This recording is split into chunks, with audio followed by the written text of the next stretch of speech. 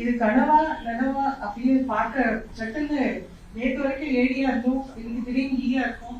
நிஜமாவே பெரிய ஷாக்கா இருக்கு. ஏன்னா கடந்த 3 வருஷமா படாத துயரங்கள்லாம் பட்டாச்சு. என்னென்ன கிடைக்குமா கிடைக்காத, நிறைய பேர் ரிட்டையர் ஆகி போயிட்டாங்க. கிடைக்காதவங்களுக்கு எல்லாம் கிடைக்கிறவங்களுக்கு வாய்ப்பு இருக்கு. இதெல்லாம் செஞ்சு கொடுத்த இந்த அரசுக்கு கண்டிப்பா எங்களோட நன்றியை தெரிவிச்சு கொடுக்கணும்.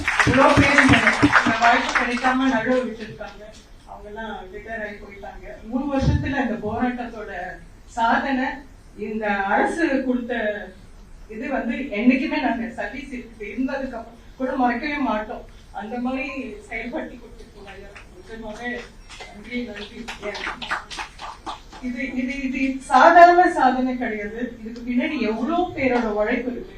ஒரு நாளும் ராத்திரி பகலா பர்சனல் ஆபீஸ்ல இருக்க அபிஷியல்ஸ், ஸ்டாஃப், அதே மாதிரி செக்ரட்டரி ஆபீஸ்ல இருக்கவங்க எல்லாமே அவங்களோட உழைப்பை எக்ஸ்ட்ராடினரியா போட்டு தான் இது நடந்திருக்கு. நம்ம கையில எதுவுமே இல்ல. அவங்க எல்லாம் செஞ்சு கொடுத்து அது கூடி நமக்கு வாய்ப்பு ஈஸியா ஒரு டிரான்ஸ்பரண்டா கொடுத்த நம்மளோட அமைச்சருக்கும் நம்மளோட சேர்மனுக்கும் மற்ற இயக்குநர்களுக்கும் கண்டிப்பா மறக்கவே முடியாது. நம்ம 300 பேர் இன்னைக்கு எடுத்திருக்காங்க.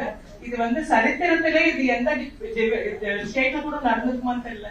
ஏஸ் எடுப்பாங்க, ஏடிஸ் எடுப்பாங்க. ஆனா ப்ரமோஷன் இவ்வளவு மாஸ் எங்கேயுமே நடந்திருக்குமான்னு தெரியல. இது நம்ம ஒரு நல்ல பேட்சா அமைஞ்சிருக்கோம்.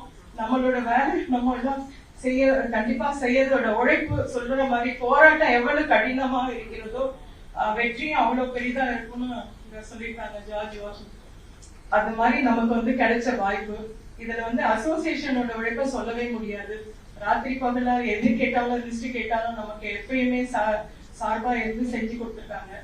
சோ இதுல யாரையாவது மிஸ் பண்ணினா கூட எல்லாருக்குமே கோடி நன்றி சொல்ற வார்த்தையே இல்லை. என்ன சொல்லணும்னு தெரியல.